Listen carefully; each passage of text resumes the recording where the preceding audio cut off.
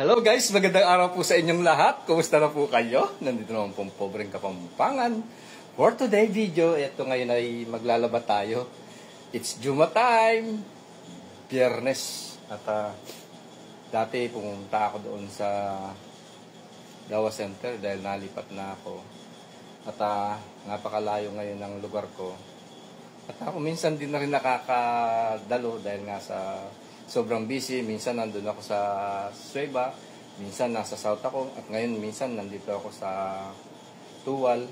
Pag ganyan-ganyan ba ako, minsan nagkakataon na wala ako doon, nandito ako, kaya hindi din ako nakaka-attend. Pasensya na po kayo mga kabrad at ustad natin dyan. At ito, ganito lang ang buhay-buhay ko na ginagawa. Nakikita nyo sa araw na buhay ko dito. At ayan, at Biyernes, natanghali na nga gumising at maglalaba tayo guys. Ang daming marumi. At ipon-ipon natin yan. At mga uniforme. At ayan, napakaraming ano ko ngayon damit na hindi ako nakapaglaba. Ang paglalaba ko kasi guys, yung weekly. Umpisa ng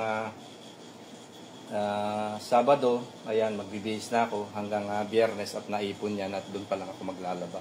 At tayo na, maglaba tayo guys. At yung iba kong mga kasama guys, tulog pa. Huwag tayo maingay at lalabas tayo.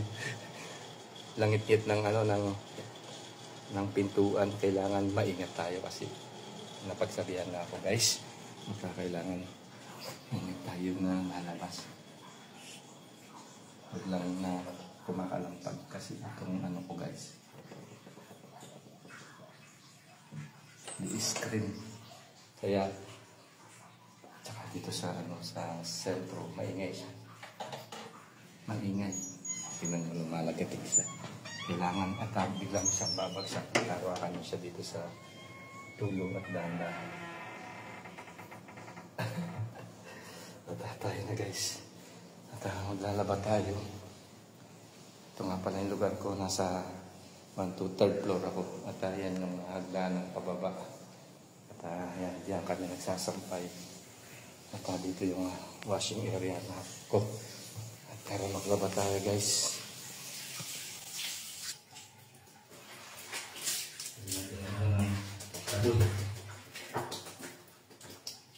Dalawang sabon na ninakakay ko.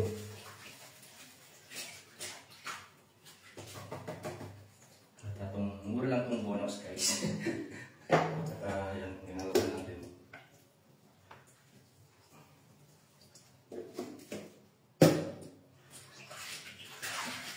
Ayan guys. Wala kami kasi washing dito guys. Kaya hand wash lang ginagawa ko. Nakapagod. Trabaho na mula Sabado hanggang Biyernes. At pagdating sa Biyernes yun lang ang mga oras namin na magtrabaho dyan na day off.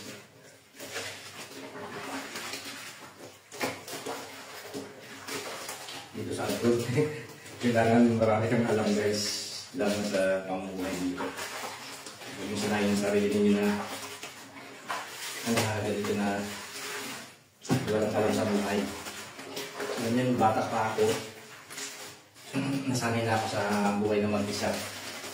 Marunong grade 3 pa lang ako, marunong na ako maglaba. Alam niyo ba yun? Marunong na magluto, kahit itlog lang. At saka, painit na tubig.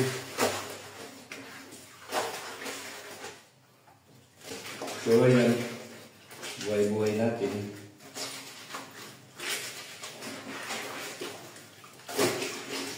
Kasi pag minasing mo ito, washing machine, hindi masyadong maalis ang dumi. Lalo na kapag meron kayong underwear na ganito. Tapos yung mga sa tumpyak ninyo. At siyempre dapat linisin ninyo yun dito sa side na yun. Hindi naman ako marunong magdamit guys. Every time naman ako nagpapalo. Lalo sa pawis, siyempre kami pawis, di ba?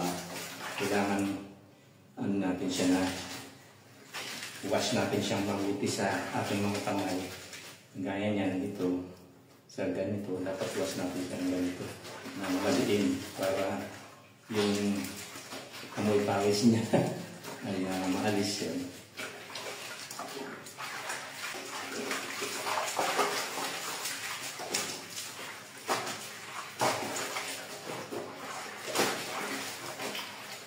At ayan guys, dire-diretso lang ang paglalabak eh. I-fast forward na natin.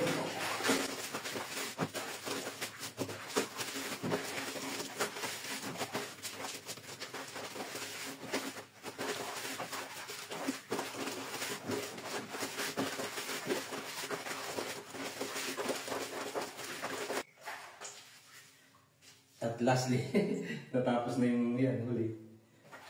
At tapon na natin itong sabunan. At itong ano ko dito, yung sabunan ko, minsan pinapras ko yung mga flooring na rin yan, mga banyo. Ilinis ko. Kasi ako yung nahihibang dito guys. Yung linis natin yung mga banyo. Saka itong sabon sayang, diba? Yan, binubus ko dyan sa sayang.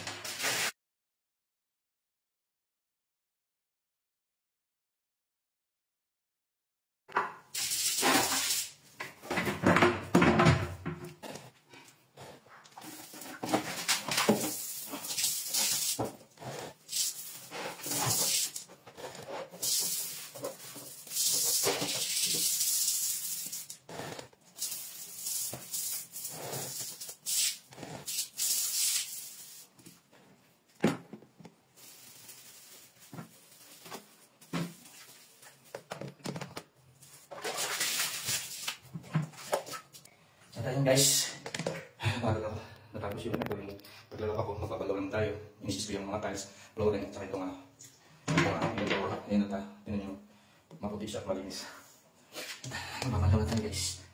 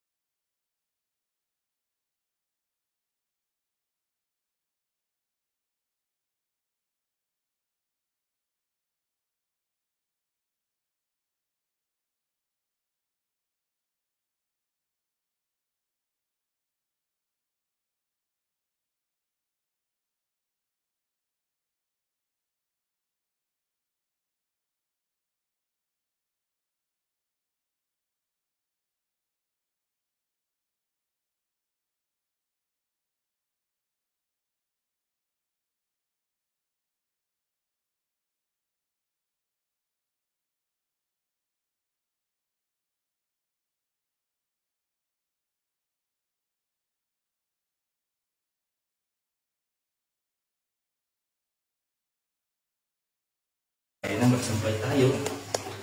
Doon sa labas. Hindi mo sampayan mo guys.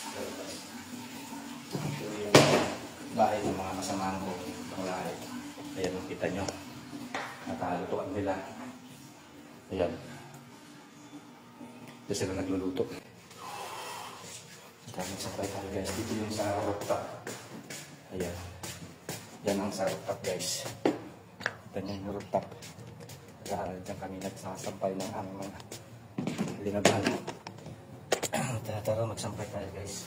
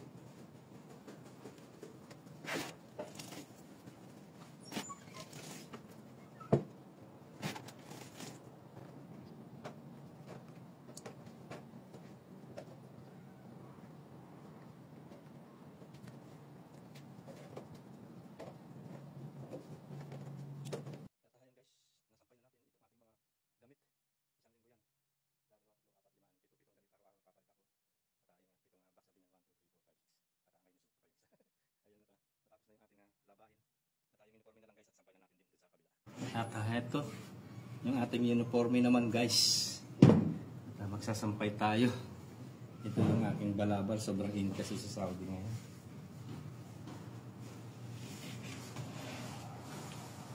Dalawa yung pantalon ko pinagliliwas-liwas. Tsaka dalawa din yung uniforme ko.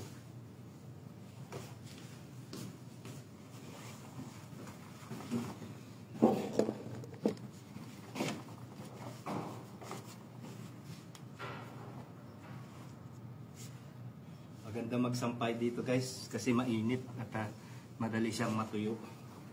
Ayan yung uniform ko, isang blue at saka isang yung ma-cream-cream. Yan ang uniform ko na sinusuot.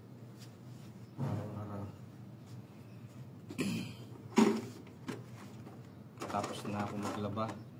Mamaya lalabas tayo guys, kakain naman tayo. Mag-almusal, di na ako magluluto.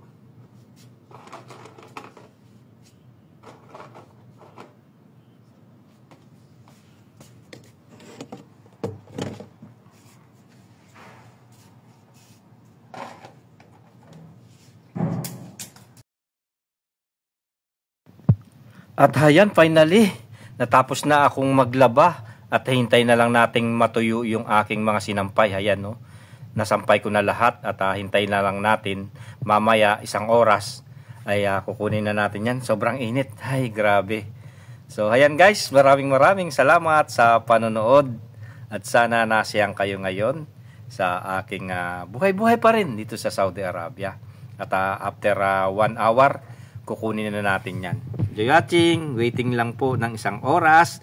At kukunin natin yan mamaya. At finally, after 1 hour, tanggal na tayo ng sinampay. Napakainit guys. Tingnan nyo. Ay, ang init. At natuyo na yung aking sinampay. At tara, kunin natin itong ating sinampay. Makasira ng kutis. Sobrang init guys. Ang taas ng araw. Ay, ang init. At kunin natin itong ating sinampay. Natuyo na siya.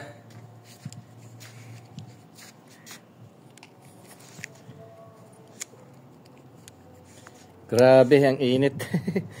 Ang init. Sunog ang balat mo dito sa sobrang init dito sa lugar namin sa Tukal. Ayan na. At 1 oras lang ito na nakasampay. At natuyo na kagad itong ating mga sinampay guys. Kaya ako yan, naglalaba ako tuwing ganyan oras. Kasi nga, mainit ma'am. At itong mga ano natin, mga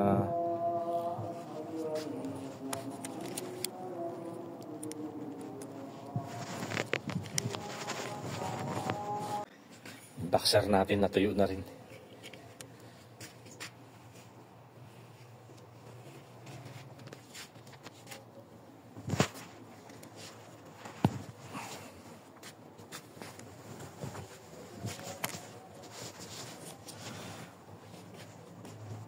Ayun na, ang init.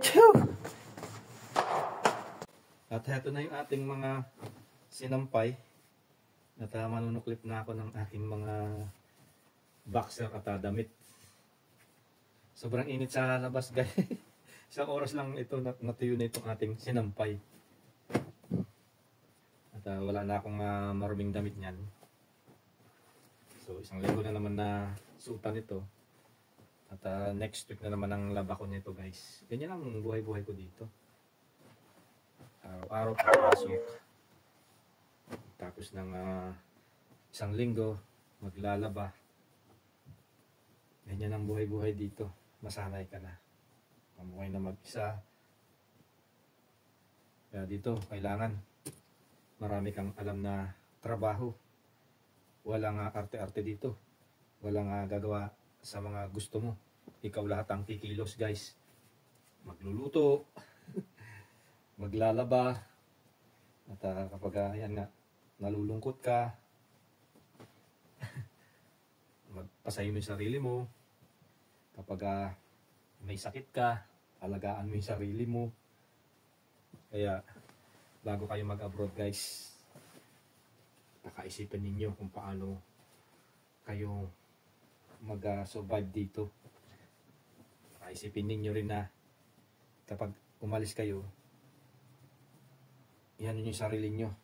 Dahil ang pag-abroad, hindi madali. Kung sanay kayo na mayroon nag-aasikaso sa inyo, dito wala. Kayo lang talaga.